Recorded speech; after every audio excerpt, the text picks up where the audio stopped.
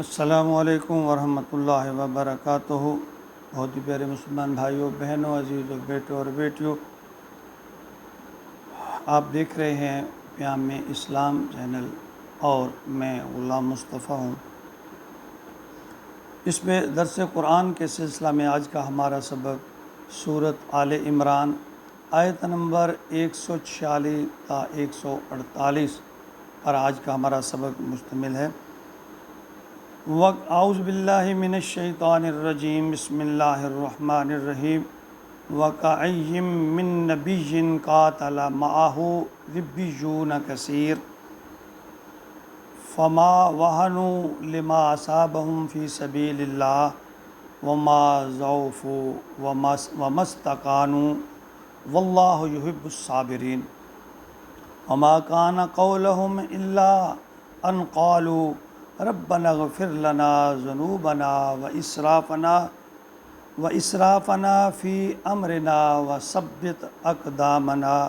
وَانصُرْنَا عَلَى الْقَوْمِ الْكَافِرِينَ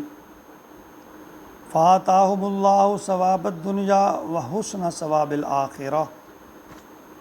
وَاللَّهُ يُحِبُّ الْمُحْسِنِينَ۔ ان آیات مبارکہ میں قرآن پاک کے اس حصہ میں اللہ رب العزت جنگ احد کے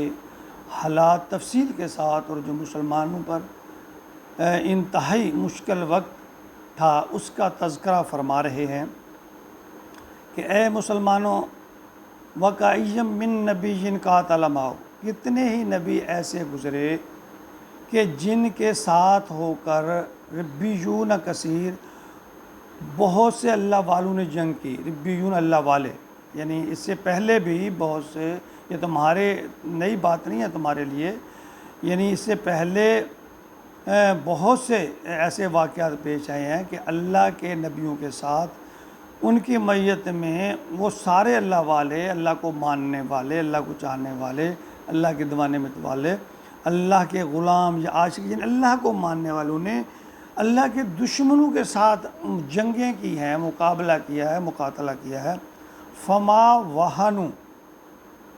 لما اصابہم، تو اللہ کی راہ میں جو بھی تکلیف آئے، فی سبیل اللہ، اللہ کی راہ میں جو بھی تکلیف آئے انہوں نے ہمت نہیں آ رہی، وما وہنوا، وہ نہیں جھکے، لما اصابہم، مصیبت پر، فی سبیل اللہ،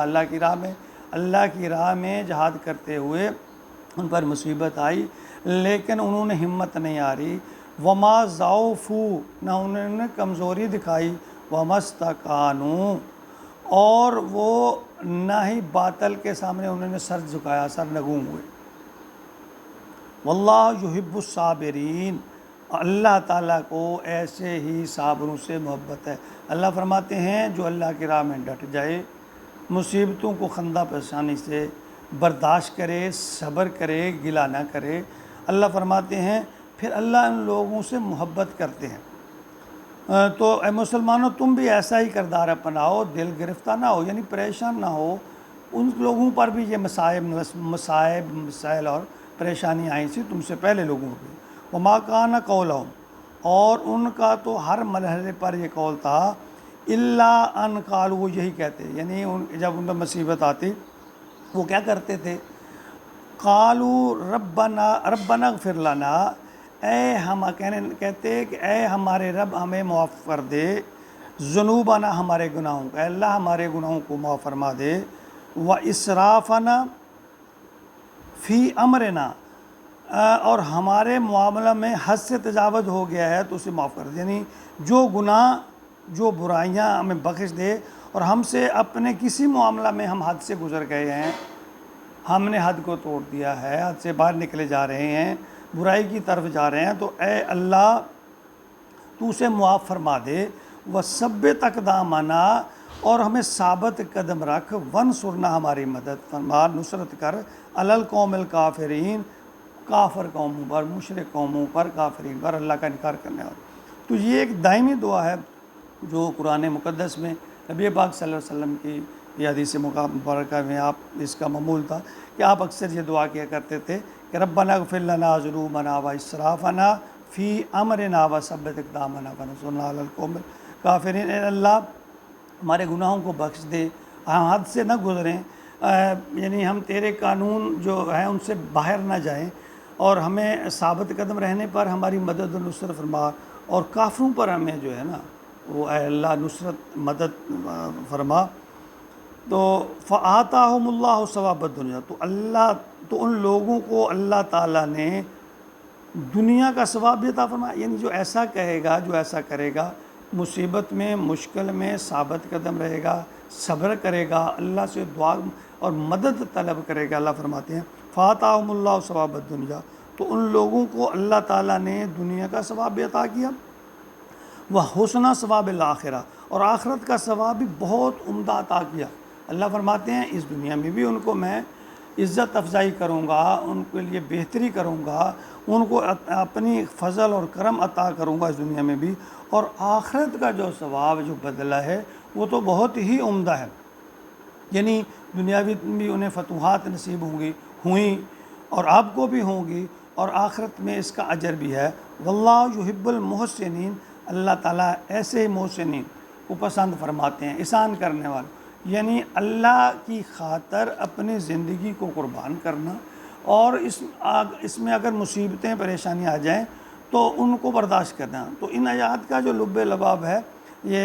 سورۃ بقرہ کی آیت نمبر 214 ہے، اور اس کے مطابق ام حسبتم ان تدخلوا الجنۃ ولما یاتکم، یعنی اس میں اللہ تعالیٰ یہ فرماتے ہیں کہ تم نے سمجھ لیا کہ تم جنت میں یوں ہی داخل ہو جاؤ گے، تو تم میں ان لوگوں کی حالت تم لوگوں پر ابھی ان لوگوں کی حالت نہیں آئی جو تم سے پہلے گزر چکے۔ اللہ نے ان پر سختیاں بدحالیاں کی اور ان کو جھنجھوڑا اس قدر کہ یہاں تک کہ رسول اور وہ لوگ مل کر جو ایمان لائے تھے پکار اٹھے کہ اللہ کی مدد کب ہوگی۔ یعنی اللہ تعالیٰ نے ایسی ان پر آزمائشیں ڈالیں، آزمائشیں لیں، امتحان لیے کہ اللہ کے رسول بھی اس وقت کے اور وہ لوگ بھی جو اللہ والے تھے وہ یہ پکار اٹھے کہ اللہ کی مدد، یعنی آخر ان کی اخیر ہو گئی، ان کی برداشت کی حد کی اخیر ہو گئی، تو وہ پکار اٹھے کہ اللہ کی مدد آخر کب آئے گی۔ اللہ فرماتے ہیں تم تو ایسے ہی دل برداشتہ ہو گئے ہو جنگ احد میں، جب وقتی طور پر مسلمانوں کو کافی نقصان اٹھانا پڑا، بہت سے لوگ جو ہے وہ اس میں شہید ہوئے، زخمی ہوئے، اس کے باوجود جو اللہ نے فرمایا تم اللہ کی جو رحمت ہے، صبر جو ہے اس کا دامن آپ نے ہاتھ سے نہیں چھوڑنا، بالآخر فتح، نصرت اور کامیابی آپ کے لیے ہی ہے۔ بس یہ اللہ تعالیٰ کی طرف سے آزمائش ہے، اور وقتی طور پر اس میں یہ تو تمہاری کوتاہیوں کی وجہ سے جو معاملہ پیش آیا، اللہ رب العزت فرماتے ہیں صبر سے کام لو، اب اللہ نے پہلے بھی مدد فرمائی ہے اور آئندہ بھی اللہ تمہاری مدد فرمائیں گے۔ اللہ رب العزت ہمیں اس قرآن مقدس کو سمجھنے اور اس پر عمل کی توفیق عطا فرمائے، آمین۔